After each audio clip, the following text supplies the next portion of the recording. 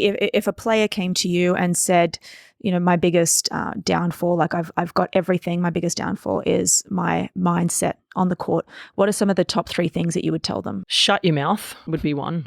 You mean on the court? Yeah, shut up. Stop talking. Stop talking to me. Stop talking to yourself. I mean, and the good thing about me is that I can say it because, hello, exhibit A. And I'll tell them that. I was a nightmare. I was a disaster. I regret this and I regret that. And then I found this, and it took me X amount of time. And so I'm imparting that to you now. I always say, the best saying for me, and somebody asked me this question in doing an interview, they're like, what would you tell your 20-year-old self? And I said, oh, wow, that's a great question, actually. What would I tell my 20-year-old self? And I said, I would tell my 20-year-old self to listen to my elders because, they've got all the experience that you don't have. I have just joined the advisory board of Hone Health. Hone is a modern men's health platform that offers personalized care for hormones and longevity with data-driven insights, licensed physician consultations, and medication from your home.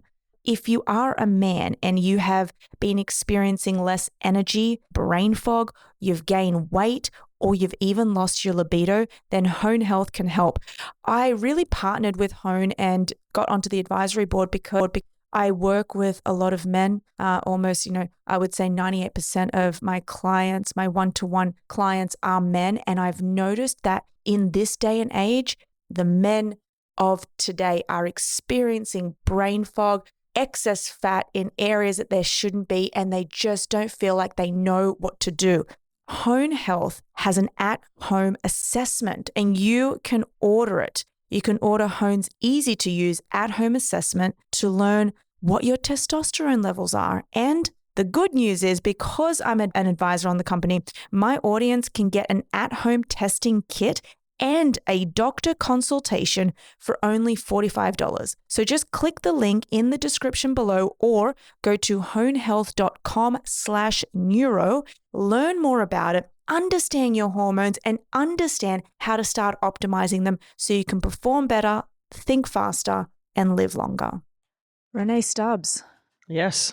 Welcome back. You're a veteran on the Neuro Experience podcast. I am. I'm not a virgin on here. No. 3 years ago, actually. Wow. Almost to the date. Wow. Yeah. That's crazy. Our very first conversation was 2020. It was pandemic and I was in Australia because I fled the country. Oh, that's right. Oh, yeah, we did it over Zoom. Yeah, we did it over Zoom and we spoke about your life. We spoke about tennis, but now we're going to talk about some other things. And what I really want to get into is the mindset. And I would say like the mental toughness of some of the athletes that you've observed over the time. Yep. But before we do that, can you give us a rundown? Are you coaching anyone right now? No, currently I'm not coaching because I have a full-time job here in New York. What's that like? It's very different for me.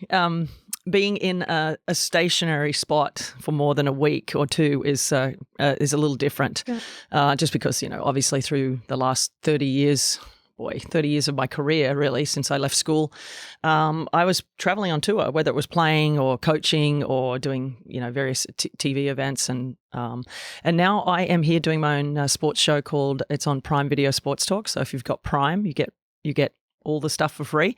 And so my show is called The Power Hour every weekday at 5 till 6. So I have an hour sports show where I get to talk about, a lot of it is majority of tennis. And then I throw in I try and focus my show on women's sports. That's really where I want to focus. I mean, we throw in a little NBA right now and we'll talk about football and all that sort of stuff.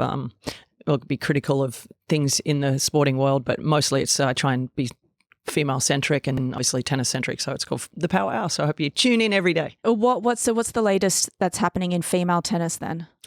Well, I mean, interestingly enough, over the last couple of years in tennis, since Roger and particularly since Roger's retired and Rafa's, having he's just announced it, hasn't he? Well, he's going to play next year, which is a bonus for all the Aussies because I honestly thought when he walked off the court at the Australian Open, he would never go back to the Australian Open. I thought this year was going to be his last, and I think if you asked him, he might not tell you, but I think he would have said this year would have been his last year.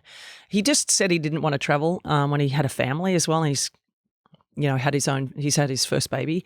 And so I think he was struggling with injuries. So I think he, got hurt very badly at the Australian Open with I think it was his iliopsoas muscle. And if anyone's ever pulled that, it's not fun. And so it's taken him a long time to recover. So with him not being around this year, hopefully we have him all of next year. It's been a bit of a changing of the guards in men's tennis. We've seen the emergence of Alcaraz, obviously, and Rennae, who both of those two 19, 20-year-olds are playing unbelievable tennis. They're becoming two of the best players in the world. And, of course, we've got Novak Djokovic, who's coming back. Now we've got the virus, not being so prevalent and vaccines not being mandated anymore, that he's getting to finally play a full schedule starting in May, particularly being able to come over to the US Open, which he was unable to do. So, we've got this like mishmash of new guys coming through, which is really great for people like me who cover the sport.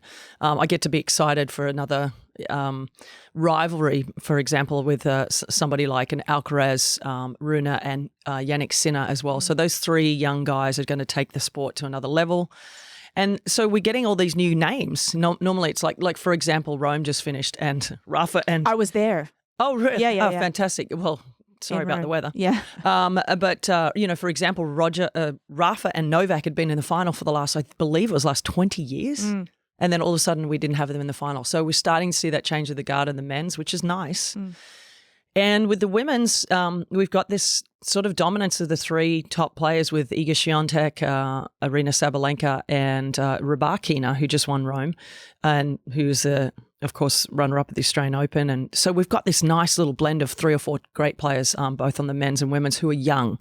So we're going to have them around for a long time. So it's, we've seen the retirement of Serena, the retirement of Roger. So it's nice to see that tennis is in a really healthy place. Yeah, I want to get into that, but I just want to make note, I was at the Trevi Fountain the same time as Sabalenka, and we took the exact same photo. I saw it on Doesn't everybody? I know, the exact same photo. Everyone, yeah. What I think is most interesting, and I want to get your opinion, is if you look at Rafa, and I always bring up his victory at the Australian Open. Was it 2 years ago?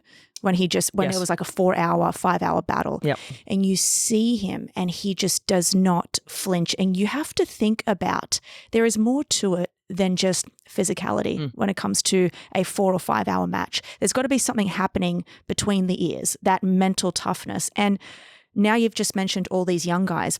Do you think there's a difference between how these young men are handling some tough moments on the court compared to a seasoned athlete like Rafa or Roger? I think there's some small exceptions to that rule, and we're seeing it right now with particularly with Alcaraz and with Jannik Sinner, who's a couple of years older. 2 years is a lot in that development period of being able to handle yourself emotionally. And then there's exceptions who are just the ones that you go, As an analyst and as an expert, I say, oh, that guy's special because of the fact that he can put it away disappointment, he can move on to the next. And some people learn that through the years. I was somebody who had to learn that, had to go through that experience many, many, many times. And then finally it clicked. And I was like, oh, that's why I wasn't winning before, kind of thing, with the mental side of the sport and letting disappointment go, et cetera. I've many stories to, explain that. But then there's the people that do. They start to just understand through trial and error. And most of the time it's error, obviously. And then they finally do the right thing, whether it be not self-doubting themselves or not getting upset and angry at themselves and, ruminating over something for 5 or 6 points, and then all of a sudden, bang, they're down a break and then the match is over, kind of thing. Or they kind of get shitty with themselves and they pretend to not care. So they give it the old, whatever, I don't really care about this match. But deep down inside, they do. They're just shutting off the emotion inside of themselves to not have to deal with the disappointment of losing. So they're like, they've already shut it down on court because they're like, oh, I've lost, when's the flight out to Paris? And so those things do go through people's minds. And then what they're doing is they're just actually cutting themselves off from the disappointment of losing. Whereas someone like Rafa, I believe Alcaraz, I believe these exceptions that are 18, 19 years of age, I feel like they've gotten to the point of refusing to lose very early, where they won't let the self-doubt and the anger and all that sort of affect them to lose. And so they learn that their learning curve is very quick. And that's where we as experts go, wow, he's special. Well, you look at, a Daniil Medvedev, for example, he's just a nutbag. He's crazy. He's got all these... He gets upset at the crowd. He gets quirky about so many things. And I mean, you saw his dance the other day when he beat Tsitsipas, but he remembered what Tsitsipas did to him the year before.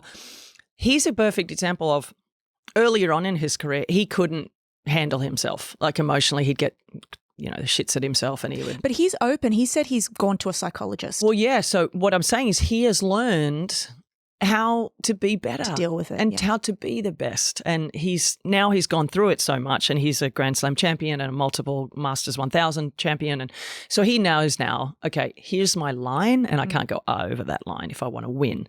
And so because he wants to win more than be funny and be, self-deprecating and all that. That's all fun. That's all part of his persona.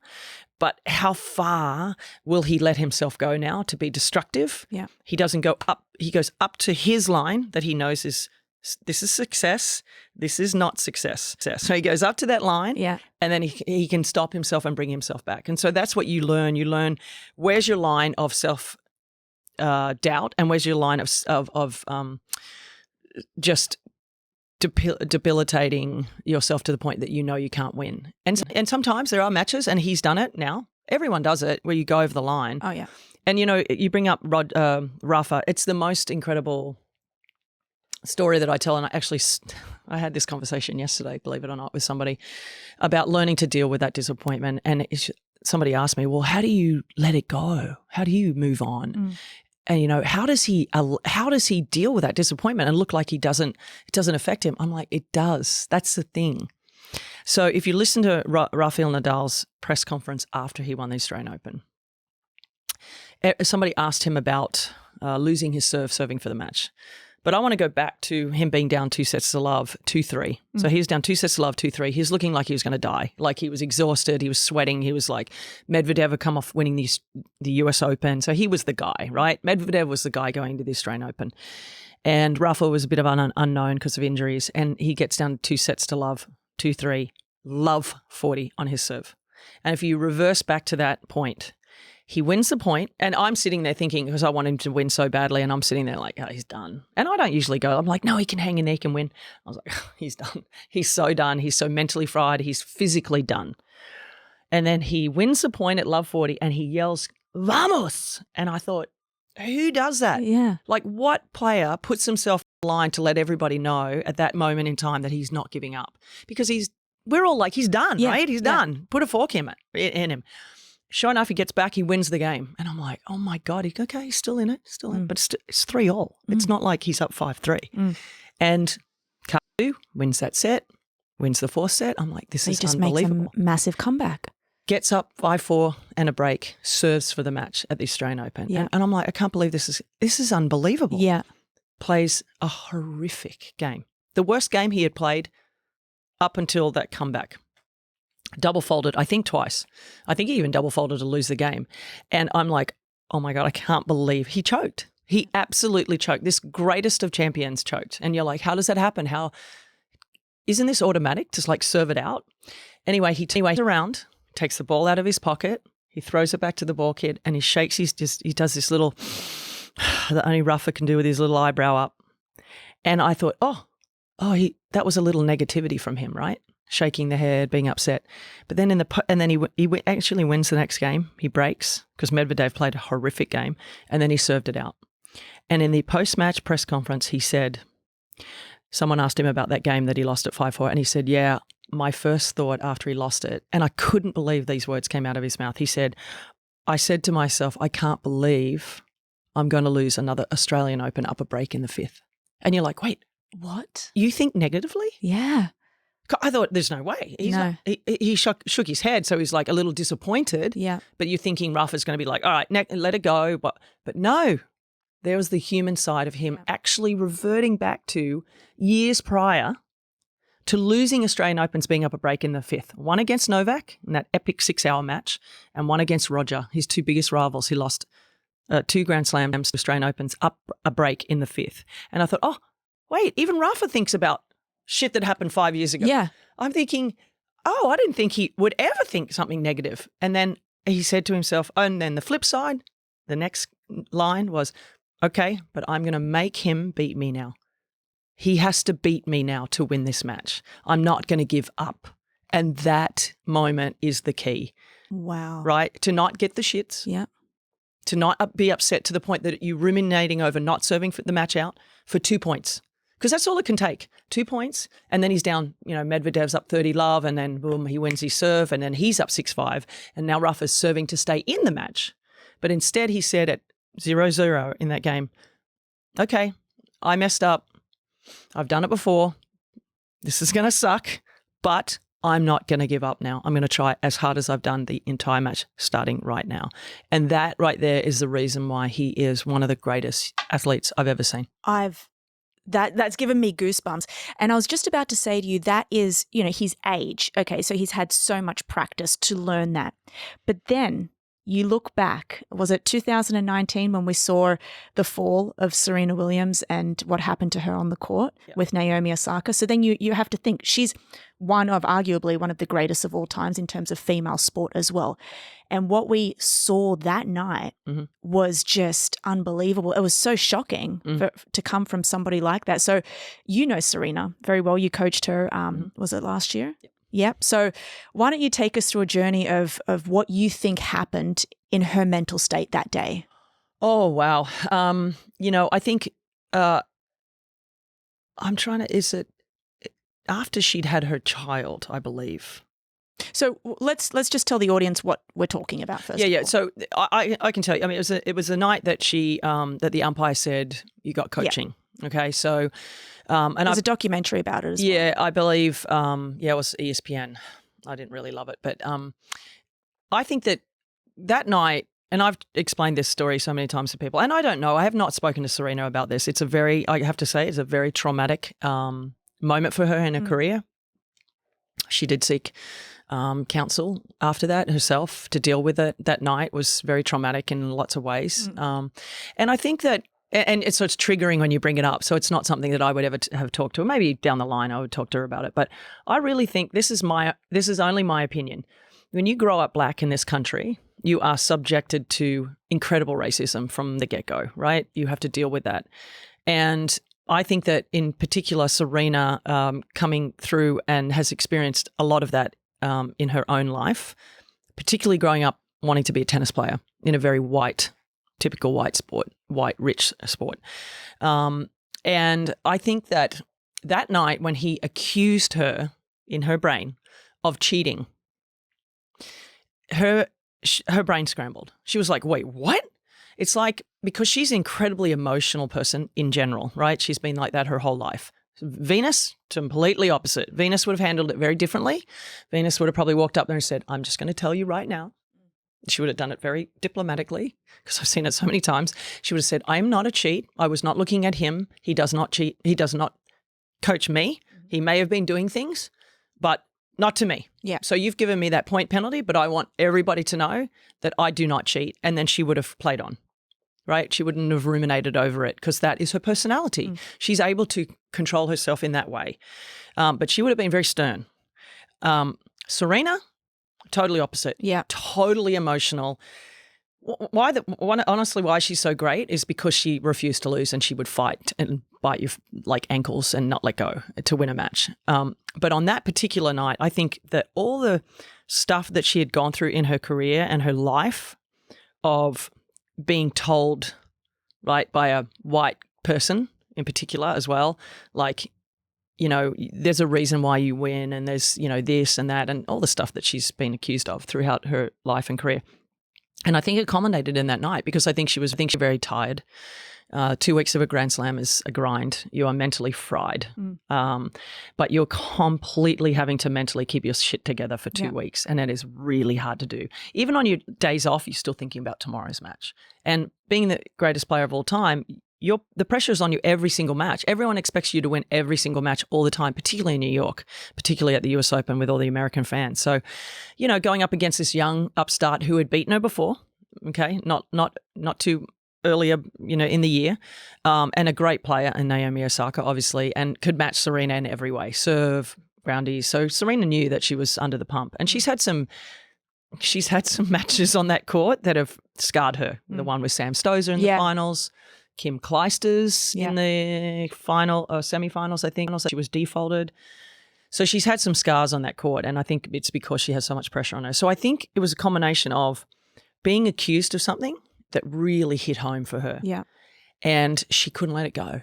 But it was also miscommunication because she didn't know she lost a point prior to that. Well, because she had asked to basically have that warning taken away. So there's accumulation of warnings. It's a warning. Yeah. Then if you get another warning for unsportsmanlike conduct, which was when she broke her racket, for example, that was on top of the warning for the coaching. So now it's 2 warnings.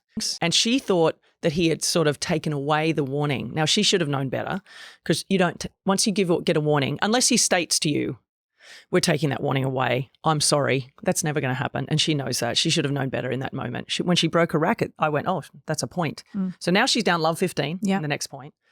So now the crowd's going crazy because they don't understand the rules, right? So they're thinking, what, you're taking a point from her? But they don't understand the accumulation of warnings, right? So that's a point. Now the next warning is a game. Yeah. Right? So then she gets another warning for calling him a liar and a thief, which to me is, oh my God, like, dude, back off, take a breath. She didn't call you a effing cheat. Yeah. She didn't call you, a effing incompetent. She just said, because she was angry and she felt like he stole something from her in that moment. And that's why I wanted people to understand that all the stuff that had happened in her life and then him making her feel like she was cheating to get somewhere. But at the end of the day, no matter what, isn't the mark of a real mentally tough athlete the ability to be able to handle something like that? Yeah, and she didn't. And I think it was also a combination of the fact that she wants to win and wanted to win so desperately also as a mom. Yeah. So there's all this emotion about wanting to do it and prove things to the world and, and then she's having some guys that pull, make her feel not insecure, but like she doesn't deserve it. So, I'm being told the whole time, you shouldn't be here and who are you? And it's just all this combination of emotion just came up in her and she didn't handle it. Yeah. And that is an unfortunate situation. And I also think she was playing against someone who was beating her. Yeah. And someone half her age. Half her age who was at that moment in time as good as her. Yeah. So it was all the combination of everything. She just lost her shit. Yeah, and she does it, and she's human. That's the human side of Serena. Do you think if she had the ability to just switch it off, like Rafa did in that moment, do you think she could have turned the game around? Yeah, but also I think that's where, unfortunately her opponent came into play. She probably tried to a couple of times. She tried to reset. Okay, you see her do all that sort of stuff that she has done through the years, and but not that night because her opponent was better than her as well, and she'd lost the plot. Yeah. So yeah. Yeah, Naomi, on the other hand, young, a weapon, incredibly gifted, has also succumbed to societal pressure. Yeah, and Serena would for be different reasons. I don't know if it's different reasons. I just think it's the expectation of winning and the expectation of that you need to win and that you should win. And if you don't win, you're going to get asked questions that make you feel like crap. Like, when are you going to win on clay? And that was where the crap hit the fan really at the French Open. And she's not comfortable playing on clay. Whereas Serena would admit that. Serena in her brain would be like, oh, don't worry. I'll come back and I'll win this tournament. Yeah. So that was the younger version of Serena was like, oh, I might not be the best on clay. And she had to learn to win. And she only won the French Open, I think 3 times only. But, when you think about her winning the amount of times she won at every other tournament. But she had to learn on clay. She had to learn patience. She did win the French Open quite early, so she didn't quite have those same questions at Naomi. But at Naomi should have been like, look, I'm like Maria Sharapova. I'm not great. I can't move on clay. I'm like a cow on ice is what Maria Sharapova said. Maria Sharapova ended up winning 2 French Opens. Damn. So Naomi did not handle that early criticism well. And I think that Naomi's a very, very shy person, beyond shy. Like, it's very hard to have a one-on-one conversation with her. She's a little bit like unsure about herself. And so there's other things going on there with her. So the spotlight on her, very different to Serena. Serena seeks the spotlight. Yeah. Naomi doesn't. Yeah. Naomi has the spotlight on her now with her advertising and all that. And people always have this opinion like, well, Naomi has all these sponsors and Naomi's putting herself out there and she's doing these Louis Vuitton and blah, blah, blah. And what do you mean she doesn't want? It's different. She's in control of that. I get to go to a room, I take photos, I leave. Not 50 people talking to her. And she like if she walks into a social environment with 50 people, she's just like, get me out of here. Yeah. A huge thank you to our sponsor, Athletic Greens. Athletic Greens has a product called AG1, and it's a vitamin mineral probiotic drink that covers all of your foundational nutritional needs. I've been taking AG1 since around 2014, and this was during my triathlon days when I needed to bank on my nutrition more so than ever. That's why I'm so delighted that they're sponsoring the podcast. The reason I started taking Athletic Greens is fundamentally for my gut microbiome. You see, our gut is extremely important. It's populated by gut microbiota that communicate with the brain and the immune system and basically all of the biological systems of our body. It's so imperative that we are taking care of our microbiotic health. AG1 contains a number of adaptogens, vitamins, minerals that enables us to make sure that we are getting our foundational nutritional needs. If you'd like to try AG1, you can go to athleticgreens.com/neuro and they'll give you 5 free travel packs that make it easy for you to mix it on the road, in the car, on the plane. They'll also give you a 1-year supply of vitamin D3 and K2. That is athleticgreens.com/neuro to get 5 free travel packs and a year supply worth of D3 and K2. And then we've spoken offline many times about this one Australian player who seems to handle his tournaments and his games very differently. I'm talking about Kyrgios. And you've spoken openly as well on Twitter about your views on him. He's different. I think he's extremely talented. Oh, yeah. I mean, but his approach in terms of mental toughness is very different, very different to everybody else's. I have my theory on Nick, and I might be completely wrong. And if he ever sees this or ever, we'll send it to him. Finds out, and you would probably understand this in some ways. Look, growing up in Australia, it's a fairly racist country. And, when I was growing up as a kid, if you were Italian or Greek or other, you're a wog, right? That's what you were called people Greek and Italian and Lebanese and whatever other, non-white looking people that came into Australia were sort of looked down upon. And I think that Nick was very dark for a Greek Malaysian kid. He was quite dark. You're very tanned, but you're not dark. Not as dark right? as him. So he's dark and he was fat as a kid, right? So you've got this young, fat, insecure, ethnic kid growing up in Canberra in Australia, right? Where there's not a lot of wogs, to tell you the truth. Not a lot of ethnics.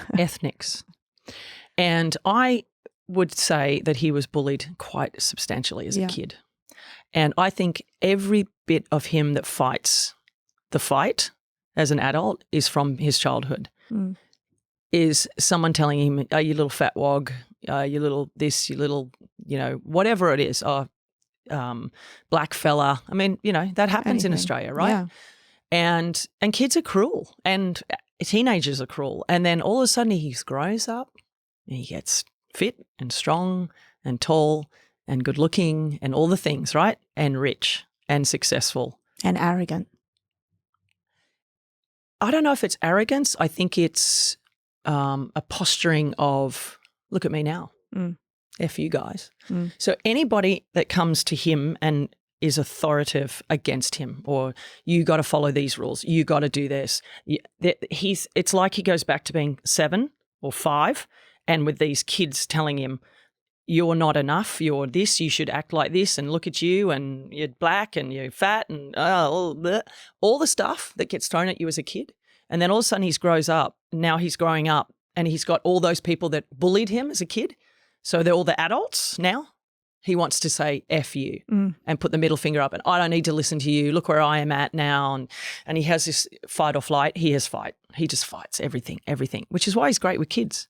because then he goes back to being a kid going, be nice to the kids.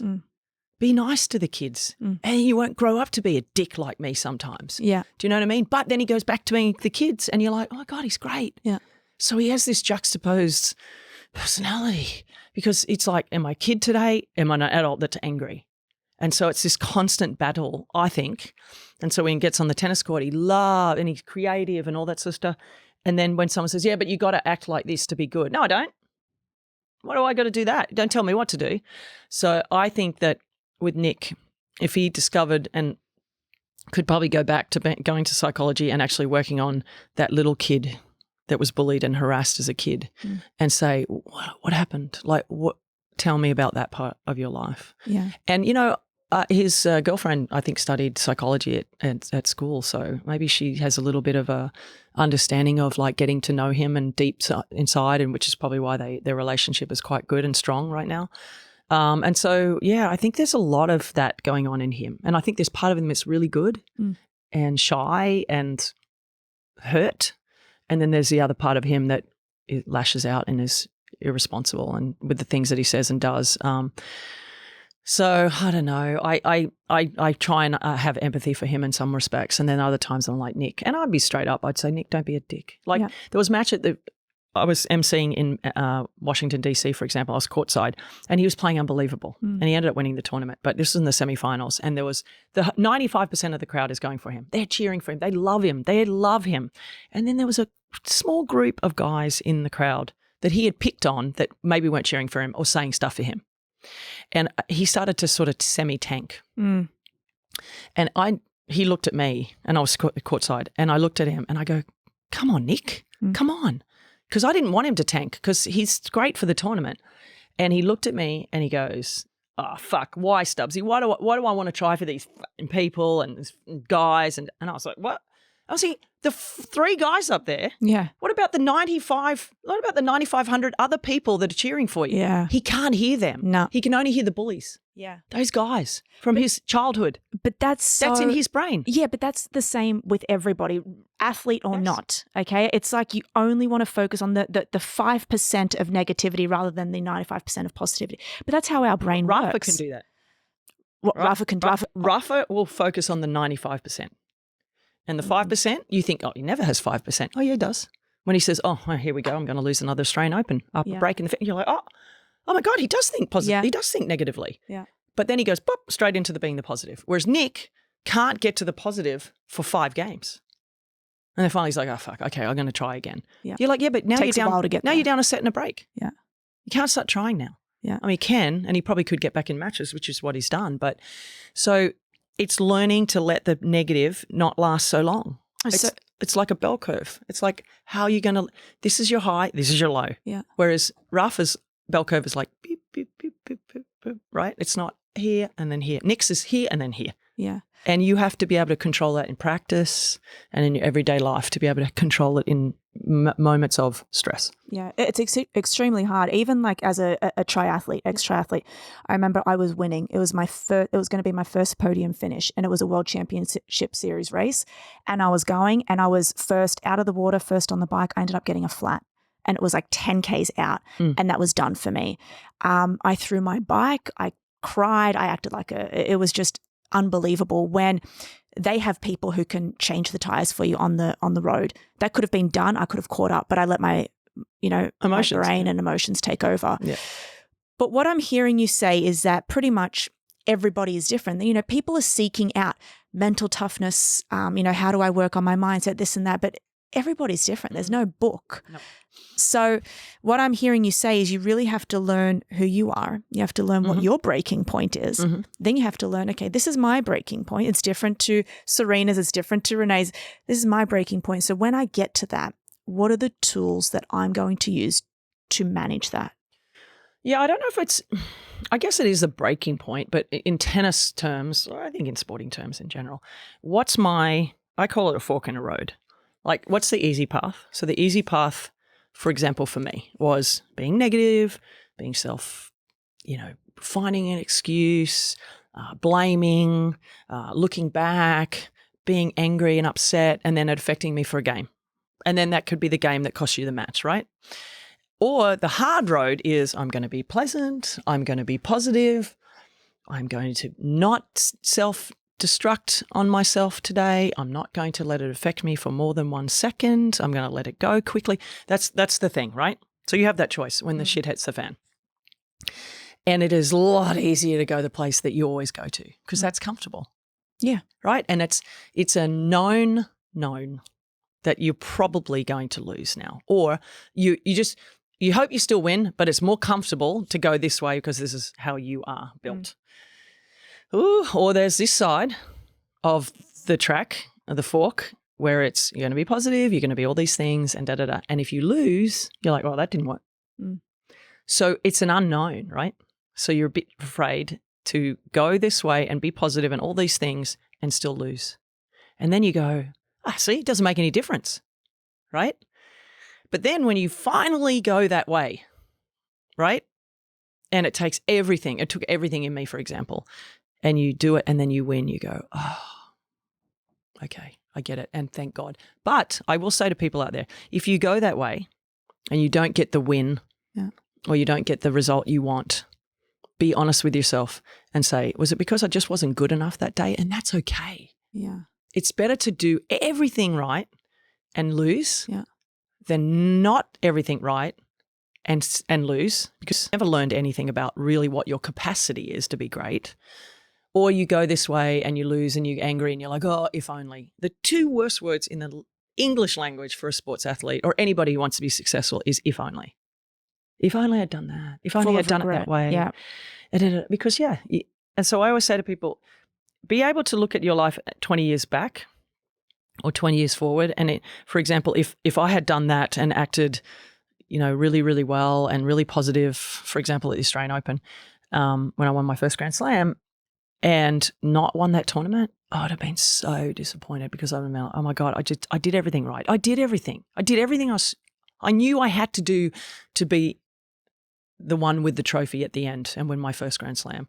Or, in 20 years' time, I could look back and be like, yeah, but that was actually the best you could have done. And that's okay to look back on. But imagine in 20 years' time, I could look back and go, oh shit, but I didn't give everything. I didn't behave myself. I didn't act the right way and I lost. Regret. Oh, the worst, if only, right? So I always say, try to understand in moments of stress or moments of, especially in a sporting environment, know that in 20 years' time you don't want to regret anything. So give it everything you can. For example, Rafa, he might have lost that match at the Australian Open, but I promise you in 5, 10, 20 years' time, he would look back on that match and be so proud of himself that he honestly tried everything to win the match and he ended up losing. But how proud is it? But if he'd self-destructed for a game or two after losing his serve at 5-4, or given up at 3-2 down love 40 and not gone vamos, he would have been like, shit, oh man, I'll never really know. I didn't give myself the best chance. Don't regret anything. Don't have regrets. So why don't you take us through one of the moments in your life or, at the Australian Open where you've had to dig deep and switch into a mentally tough state to win? Well, I'll give you two incidences of the good and the bad. The French Open, I can't remember what year it was, probably like 98 or 9 or something, and Louisa and I were dominating in doubles. And there was an incident that happened on the court where it was a very unjust situation that happened to me and to Louisa. And I was so angry at the person that I was playing against because she basically lied about a ball that hit her. And she was a friend of mine, an acquaintance friend.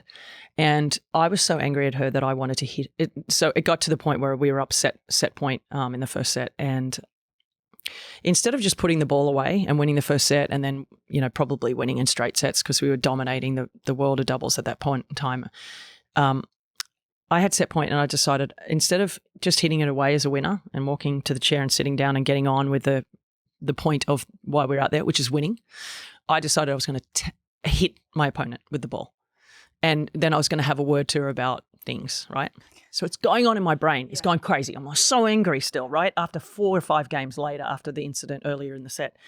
And it's ruminating and I'm like so angry and I'm like, can't believe that. No, because I felt hard done by. Kind of how Serena was, right? Yeah.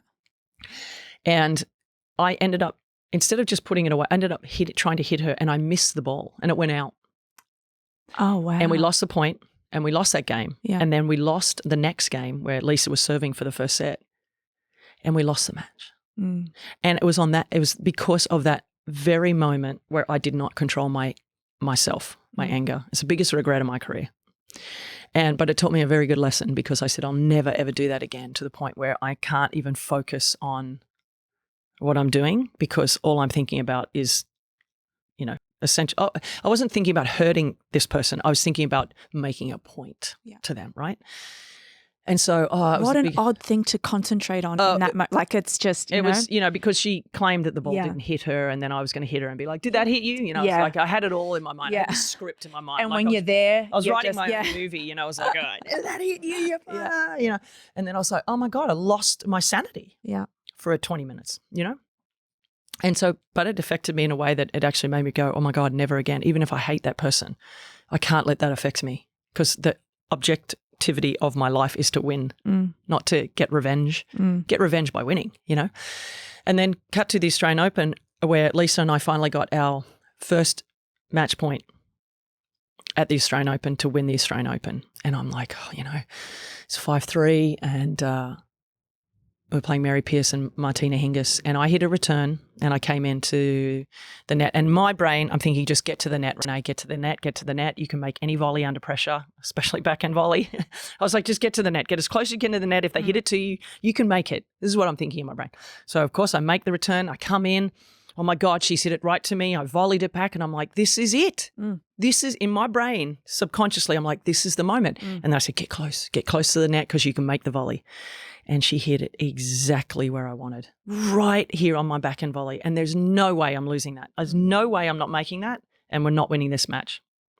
And it hit the tape. It went over my racket, and it went in the court. Oh. And for a millisecond, I stood there like I was frozen in time, watching this ball go in. And the old me would have gone, oh, did everybody? Oh my God, that's so unlucky. Did everyone see that? And Lisa was just like, Lisa is opposite to me. She's just like, oh, head down, walk back. Yeah. Because Lisa shuts off the emotions to be able to handle the emotion. She like digs a hole, I make a mound, which is why we were good together. Yeah. Because she would push the sand back in, cover me up, and I would bring her back out of the hole and cover it up, right? So we had that yin yang. And so she just turned around and walked back, and I'm like, but normally I would have just gone, look at this, terrible moment that I've just experienced. It's like, and what's the point? Yeah. Move on. Like Steffi, when I played with Steffi Graf, she was just like, she laughed at me one time, and I said, what are you laughing at? She goes, you look like an idiot. And I went, what? She goes, don't worry about that point. Let's move to the next, which is why she was so great. She could just compartmentalize and move on with disappointment, move on. I couldn't. I had to ruminate over it for 30 seconds so everybody could see, and I could see, I could let, because I'm just an emotional person. Yeah. And I stopped and I turned around and I said, okay, let's go. One more. Give me, I literally looked at Lisa and I go, give me another one. Wow. I mean, that's, who is this? Who are you? And then sure enough, we got another match point. Yeah. And then another spectacular thing happened. Like I dove for a ball, blah, blah, blah. It was like it was such a dramatic game. It was like ridiculous. Anyway, we lost the game. And I sat down at the changeover and I looked at Lisa, and normally we would have been, I would have been like, oh my God, we would have been like, I can't believe that leg cord. Oh my, ruminating over the disappointment, right? And I looked at Lisa and I go, great job. We made them earn that game. I mean, at the time I was like, who is this? Who am I? Yeah. Am I like some Dalai Bloody Lama? Like, what is going on here, And so, but then if you see the film, you see me look back and I went, I got my water and I went, because I had that moment. I had that Rafa moment where I was like, oh my God, I can't believe that happened. But then I let it go because I was positive at the start. I had my moment, and then I put my racket down, put my racket up, and because I had to serve for the match. So I had to be really positive at that moment. Lisa could still have her little negative moments because she wasn't in control of the start of the point like I was. And I got up and I said, come on, let's do this. I mean, those were the most impactful, I would say, 5 minutes of my life right there, because for the first time in 5 minutes, I saw the necessity of not looking back and not ruminating over negative, and the goal was to win. And the only way I felt at that moment, because you're playing two great players who'd won multiple Grand Slams, who, this is like a big deal for them, even though everyone is nervous, but they're so used to winning those big moments, and we weren't. And so I was like, I have to do this. Yeah. And we did, and we won. But the flip side is, Louisa, is that if we had not served out that match and lost that match, it would have been bitterly disappointing. I'm not going to lie. And I probably would have ruminated over it for 100 years or 50 years. But I know right now, sitting here at my age, I could look back on that moment and be proud of it and be like, I actually did everything I could to win that match. Now, in that moment, when you look back at that, do you use that moment to define some of the hard moments that you go through now in life? Yeah, I think being able to stop and, I meditate. I wish I'd done that when You meditate? Yeah, now? I wish I'd done that when I played, because I think that really helps you be able to stop and be quiet and not, and that moment on the court, for example, was me just, all right, here it is. It's the easy road or the hard road. And I think now, in a competitive environment, I'm not really in a competitive environment anymore, but I think, in my life, for example, it's just to be able to stop and go, what's the most important thing right now? Like, where do I want to go? Who do I want to impress, or what job do I want further down the road? And obviously I learned to deal with disappointment and things like that. And so, absolutely being in a competitive environment has helped. I think anybody who's been in a competitive environment, anyone who hires now, and I've been told this many times, did they play sports? Wow. Yeah. I was told that last night at an event. I didn't know that. I look at people and I say, have they played a sport as a kid? Yeah. And I said, I'll hire that person. If you have played competitive sports as a kid, or not, and you're hiring, I would hire the sports athlete every time, because they've had to learn through adversity and wins and losses and trying to get better and learning and all that sort of stuff as a kid that hasn't had that sort of environment. And I'm not saying all kids are like that, but she said that to me last night. That's so interesting, because my coach, after I had that massive breakdown, it's funny because I thought it was the end of the world, and he's like, you've got another 10 races in the tournament, just calm down. But he got a piece of paper out for me and he said, I want you to write down what's the worst thing that can happen. And I'm like, what do you mean? I lose. He goes, just keep writing. He said, unless you get to death on the piece of paper, he's like, you don't get a chance to cry and to sob. And I remember one day, and this was the defining moment of my triathlon career, we were going out for a 200-kilometer bike ride in the steaming heat. Who does that? Okay. And there was, and he made me ride with 6 other athletes who were much better than me, much faster than me, much lighter than me. Triathlon it's all about how much body weight you have. They were going so fast. I didn't eat that morning, and he did not let me. I was crying on the bike. He hit my helmet when I don't think it was the best technique, but he just kept hitting my helmet.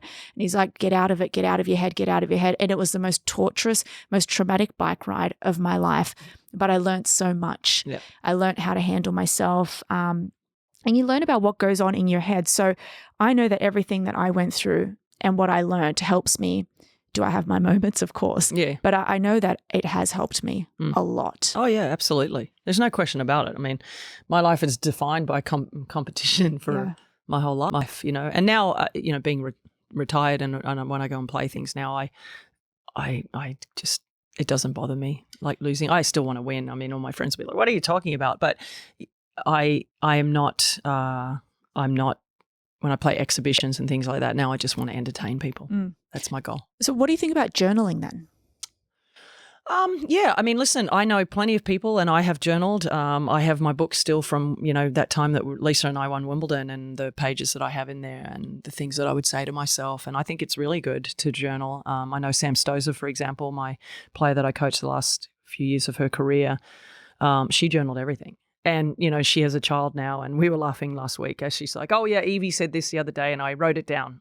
She goes, yeah, I write down everything that she does. It's like funny or important. And I was like, oh, you've just transferred all your journaling of, you know, every match and what happened. And, you know, she could look back on a match from 10 years ago because it's in her book. Yeah. You know, how she beat someone, how she felt, what she did. And now she's doing it for her daughter to remind her of all the things that she did as a kid, you know, funny sayings. That's so cute. You know, all that sort of stuff. So I think my daughter was listening to her partner, Sam's partner was playing a trumpet or something in her house the other day, and Evie said, yelled out, "Mom, that's unacceptable." She's 3. Where do they learn like that something word like from? that? Yeah, obviously at school. Yeah. Because they've you know, been told that's unacceptable behaviour. Yeah. So she yelled out, "Mum, that's unacceptable." So of That's course Sam so wrote it down. cute. Yeah. So yeah, I think journaling is great, and people don't do it much anymore. But do it on your phone. Like, there's no excuse. You got your phone on you all the time. Just put a little note in there. Write some things down. I write stuff down that people say to me that I was like, oh, that's a good saying. Yeah. I think journaling's good because it's important to go back and you go into a sort of meditating state too when you're reading your own words and you're like, God, I was really hard on myself. Or, oh, that really worked. So yeah, I do recommend it. So what are some of if you were to coach an athlete now, are you still are you taking on clients? No, well, I mean, listen, I would do some consulting for sure for a player. There's no question about that. I could pop in and do a week or two, but you know, I have my show every day here, and I get weeks off here and there. But so I could do consulting because I think I would be quite good at that actually. Even if it was just a week with somebody, I think I could impart some kind of wisdom. I mean, look what happened with Serena. I was only there with her for just under 2 weeks before the US Open, and I think I hope I made a difference in her. The way she approached the US Open. But yeah, I think I could do that. But no, I don't really have the time right now. But, you know, look, if someone came along and a great opportunity with a player to make a difference for them, because it's inside me, I love to coach. And I like to impart, you know, the little bit of small wisdom that I have. So, yeah. So I did ask you to coach me. Yeah. But you refused. So I don't know. That might be the biggest regret of your career. I think I'm a little bit of a life coach with people now. I had breakfast with somebody yesterday. Said, "Can I, you know, would you come to breakfast?" And I'm talking about, you know, a job opportunity that she wants to do, and we just sat for an hour and just talked about stuff. And so, yeah, I'd like to help people. So then, what would be if a player came to you and said, you know, my biggest downfall, like I've got everything. My biggest downfall is my mindset on the court. What are some of the top 3 things that you would tell them? Shut your mouth would be one. You mean on the court? Yeah, shut up. Stop talking. Stop talking to me. Stop talking to yourself. I mean, and the good thing about me is that I can say it because, hello, exhibit A. And I'll tell them that. I was a nightmare. I was a disaster. I regret this and I regret that. And then I found this, you know, and it took me X amount of time. And so I'm imparting that to you now. So, you know, I always say the best saying for me, and somebody asked me this question in doing an interview, they're like, what would you tell your 20-year-old self? And I said, oh, wow, that's a great question, actually. What would I tell my 20-year-old self? And I said, I would tell my 20-year-old self to listen to my elders. Because, they've got all the experience that you don't have. They have experienced everything that you're going to experience, and listen to what they're telling you. You know, and as a kid, you're like, you don't know anything. You're an old fart. You know, some of the old coaches, the coaches that I had, I was like, well, what do you know? You didn't do this and you didn't do that, or what do you know? And it took some of my peers to tell me stuff. And then I was like, I listened to them better because I respected them probably a little bit more, which is terrible to say. But yeah, so I would say them, stop talking. Okay, let it go. Just like Steffi told me when I was a 20-year-old kid, you know, and she was 21. she was miles ahead of me in emotion, the way to handle things, which is why she was one of the greatest of all time. And honestly, Louisa, it's very dependent on the individual. Yeah. I've had so many different players that I've worked with that are great, that all have their thing. One was, you know, the glass is half empty. Okay, can we see the glass is half full for the start? Then you've got, you know, Serena, who was like achieved so much, but yet the self-doubt there when I was working with her was very obvious for everybody to see, but it was because she hadn't had the matches. So it was, and with her, it was calm down and use that energy that you have in the moments that are important and not like come on in the first 1 or 2 games. And we've had this I had this conversation with her many times. And then, with Sam, for example, she was really, really, really hard on herself. And she wanted to know so much information. And sometimes I had to just dumb it down for her in one or two things and let her go. So it is 100% dependent on the person. And I think the most important thing for coaches is to know who your player or your athlete is. Because you are very different to me, or I am very different to Steffi, or I was very different to Serena or Sam, for example. So how are you going to handle me in comparison to her? And sometimes some coaches are the same way. They're militant with everybody. And you're like, wait a second, I might not like that. I might not like that contentious sort of like in your face, right? I might like a softer touch, a nicer touch.